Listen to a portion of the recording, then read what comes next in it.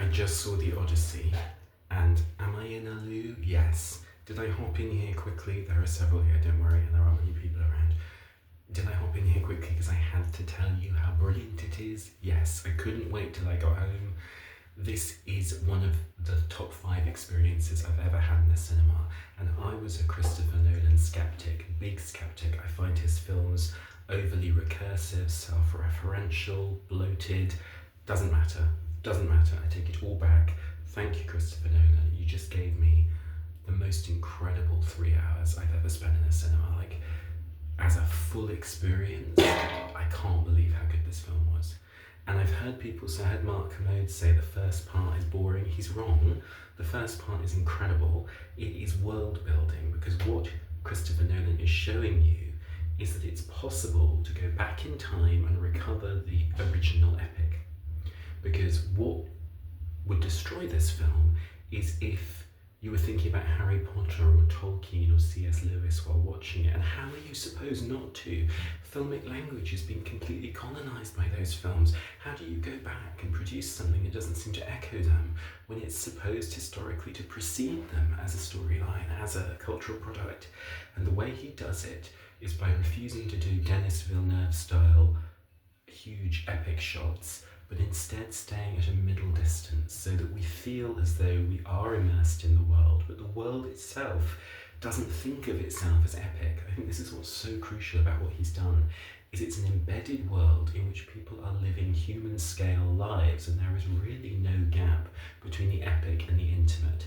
Zendaya as Athena, as a young girl who appears, or young woman who appears to him, to Odysseus, is a perfect example. She's vulnerable, she's present, she's intimately there somehow.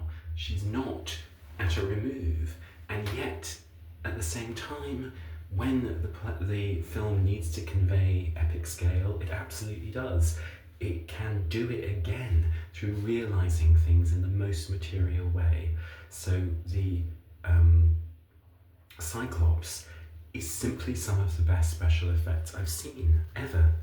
Like, this is a person, this is a human, I mean not a human being because of their size and scale, but a being, a conscious, thinking, feeling, speaking being. And that's because of the way that figure is rendered on screen. The highlight of the entire film is the Circe section with Emily Watson, who is staggering. There's a scene where she does magic on the Odysseus's comrades, and she does it through physically almost like working clay, changing their shape. That is Christopher Nolan's aesthetic in this film. Nothing is given. Everything is material, rendered, made. It means that by the time we get to the epic conclusion of the film, everything feels earned. The performances are astounding. Anne Hathaway is brilliant, Emily Watson is brilliant. Tom Holland is the heart of the film as Telemachus. He makes you cry. The son's story, son of Odysseus, is at the melting emotional core of this, and he pulls it off brilliantly, proving once and for all a thesis I've had for a long time, which is he's a much better actor than Robert Pattinson, who is actually kind of bad in this film. He's the weakest link. I don't think he likes not being the main role. Sorry, I think that's the reason. Maybe not.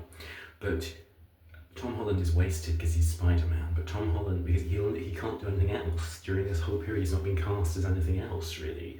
But he's a brilliant actor. He communicates Telemachus' journey from boyhood to adulthood beautifully. He's emotionally resonant.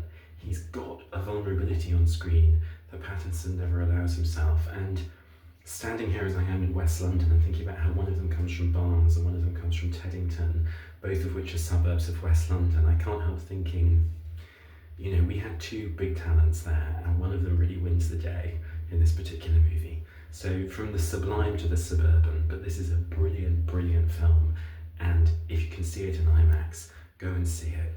Thank you, Christopher Nolan. All is forgiven. This is a masterpiece.